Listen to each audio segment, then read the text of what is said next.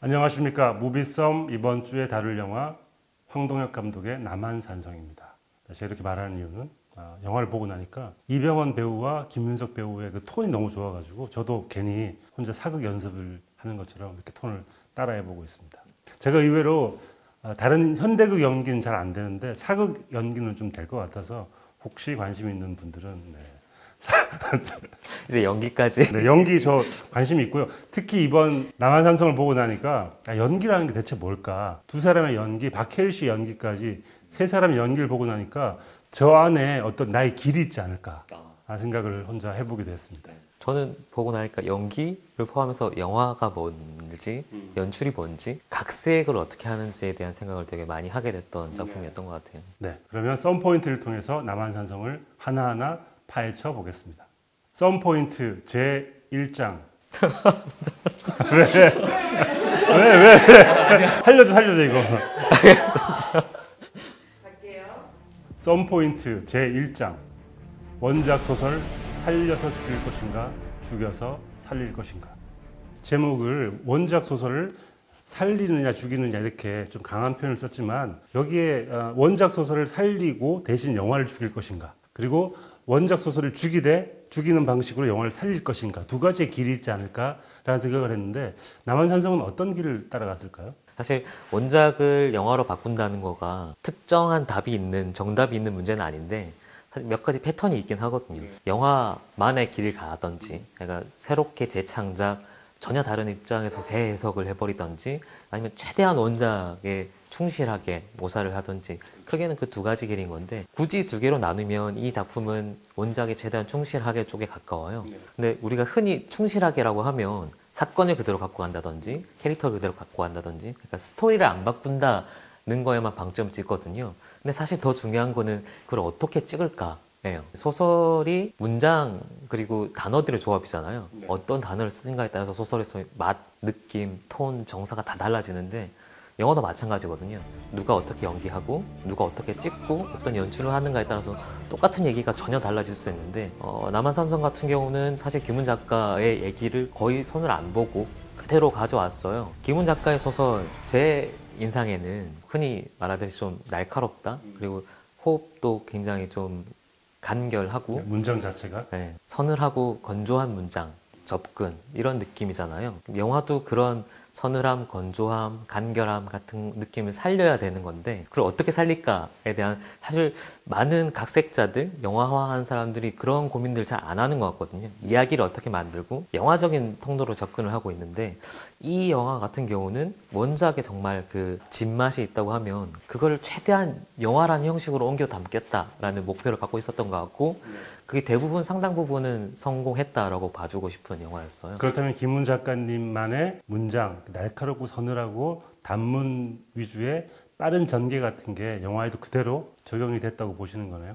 네, 약간 느낌이 다르긴 한데 사실 이 영화가 전개가 빠르진 않아요. 전반적으로는 호흡은 굉장히 천천히 장중하게 갖고 가는 편인데 되게 단칼에 끊어낼 때는 굉장히 빠르게 끊어내기도 하고, 편집이 굉장히 놀라운 지점 중에 하나였는데, 보통 영화들 같은 경우는 상업 영화의 호흡과 편집이라는 게 있거든요. 어느 정도는 관객에게 친절하게 설명해 주고 싶고, 그리고 인물에게 예를 들어서 클로즈업이 한번 가면 인물의 카메라가 꽤 오래 머물거나 어떤 감정을 보여달라고 이렇게 요구하는 것 같은 느낌이 있는데, 이 영화는 필요 없다라고 생각되는 순간이 있으면 그냥 단칼에 잘라버려요. 오프닝에서 최명길이 연골대와 이제 회담을 하잖아요. 그래서 어떤 조건을 내릴 거냐 하고, 조건을 딱 말하기 전에 딱 끊어요. 끊고 갑자기 익스트림 롱셔트를 쫙 보여주거든요. 이 전체 전경을 한번 보여주고, 그리고 점프해서 조건이 이거였다라고 보여주는 거예요.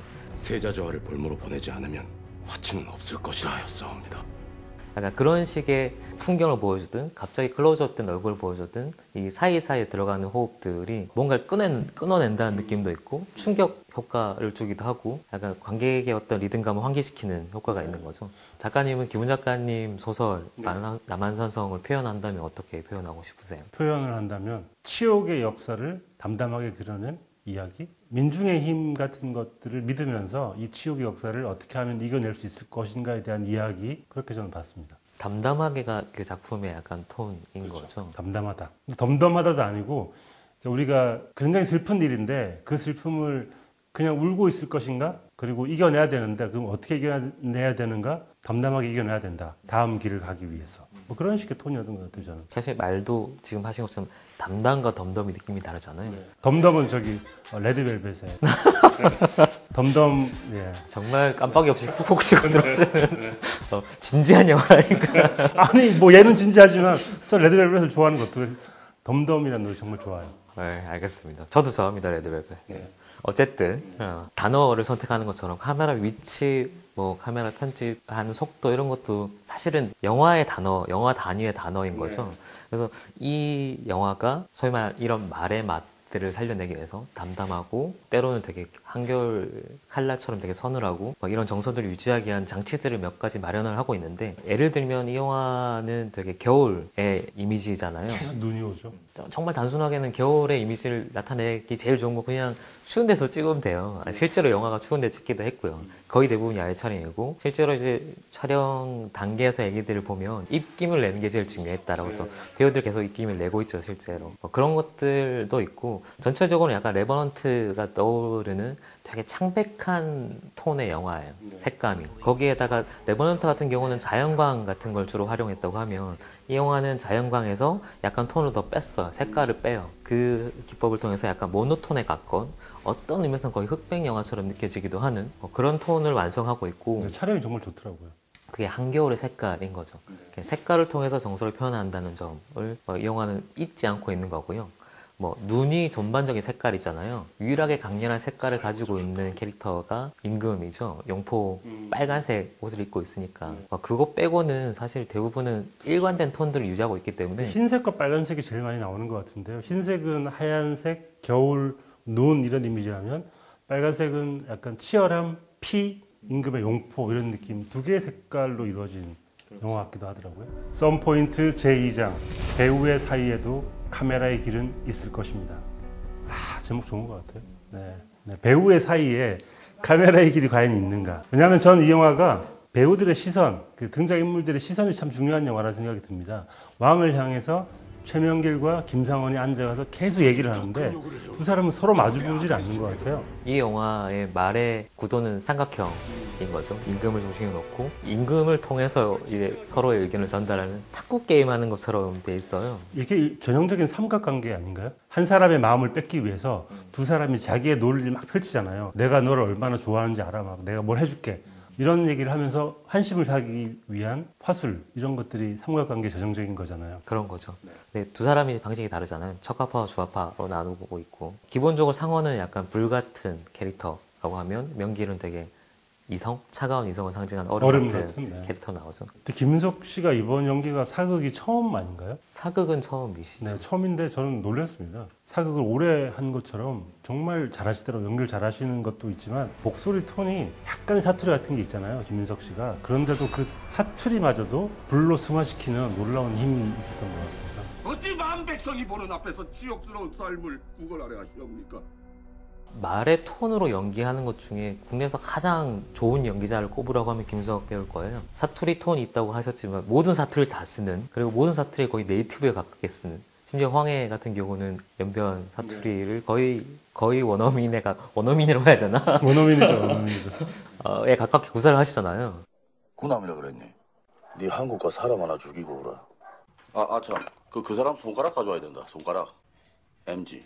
근데 이 배우가 사극에 왔을 때는 눌렀지만 끌어오를 것 같은 느낌의 어떤 목소리 톤을 충분히 전달을 하고 있고, 그래서 저는 불 같은 배우라고 말씀하셨지만 이 어떤 불이냐면 끌어 넘치려고 하는 냄비에 뚜껑이 닫혀 있는 상태. 그렇죠. 이렇게 들썩들썩하는 그게 연기에서 보이는 것 같아요. 네.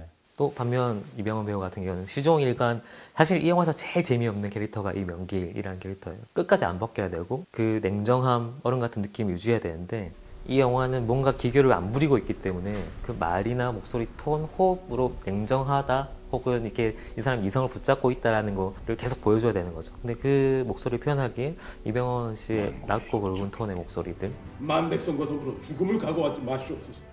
삶이 있은 후에야 비로소 대의와 명분도 있는 것이 아니옵니까?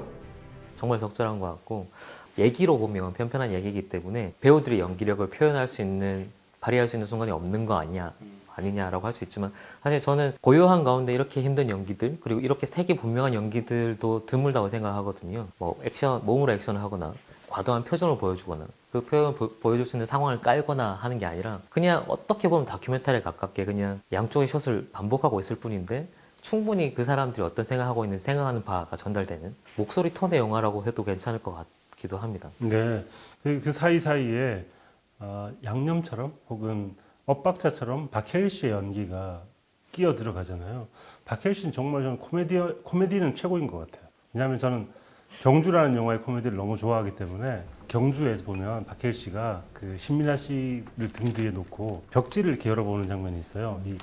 여기 어딘가 있을 텐데 하고 손을 그런 식의 코미디, 능청스러운 코미디를 너무너무 잘하는 배우인데 이번 영화에서도 박해일 씨 때문에 한 4번은 정말 분위기에 맞지 않게 크게 웃었던 기억이 납니다. 어떤 의미에서는 이 영화에서 개그를 담당하고 있는 캐릭터가 됐는데 개그를 잘 살리는 캐릭터들 배우들 보면 그 생각은 들어요. 비슷한 슬픈 연기들은 많은데 개그의 호흡이나 톤은 배우마다 다 다른 것 같고 박해일 씨가 하는 이 인조 캐릭터가 만약 개그적인 게 묻어난다고 하면 배우가 가지고 있는 힘이 확실히 있는 것 같긴 해요. 그렇죠. 근데 인조 자체가 이 척화파, 주화파, 명길과 상원 사이에서 흔들리는 캐릭터잖아요. 그러니까 어찌할 바 모름 그리고 이랬다 저랬다 하는 좀 혼란스러움 같은 거를 연기를 해줘야 되는데 그러다 보니까 약간 웃기게 나올 수밖에 없는 그러니까 물론 박해일 씨의 연기도 있지만 캐릭터 자체, 인조라는 캐릭터 자체가 약간 웃길 수밖에 없는 상황인 것 같아요. 네, 지난주부터 신설되어서 절찬리에 사용되고 있는 송경 원신. 네. 어떻게 보면 한 장면이 아니고 3장면의 변화인 건데 날새에게 상원이 근황병을 모집할 수 있는 격사를 전달해달라고 부탁하는 그래서 부탁해서 날새가 떠나는 장면이 있습니다. 남한산성 위에서 이제 날새가 인사를 하고 떠나는 그 씬이 있는데 그 장면을 이 원신으로 보고 싶어요. 되게 그냥 평범한 장면인 거죠. 근데 이 영화에서 모든 인물들이 변화가 없는데 유일하게 변화하는 혹은 변화의 가능성이라도 품고 있는 인물은 이 상원, 김상원이라는 인물이거든요. 굉장히 강한 척화파 그리고 꼿꼿한 선비였는데 마지막에 이제 천천히 입장이 바뀌는 거죠. 그걸 보여주는 두 사람의 관계인 건데 날새와 상원이 한 4번 정도 1대1로 붙어요. 그래서 첫 번째 이제 같은 씬에 담길 때가 그 남한산성 성벽 위에서 날새가 이제 엎드려 있고 상원이 이제 얘기를 하는 거죠. 그게 첫 번째 만남이고 두 번째는 이제 날새가 반대로 그 조총을 고칠 수 있게 해달라고 부탁하러 오죠. 근데 이 씬들을 비교해보면 첫 번째는 상원이 위에 있어요. 화면상에. 우위를 점하고 있는데 두 번째 씬쯤 오면 같은 눈높이에 마주보고 있거든요. 네. 그리고 뭐 세 번째도 이제 격서 전달할 때도 이제 마주보고 있는 거고. 근데 제일 마지막에 헤어질 때 쇼트를 보면 날새가 위에 있어요.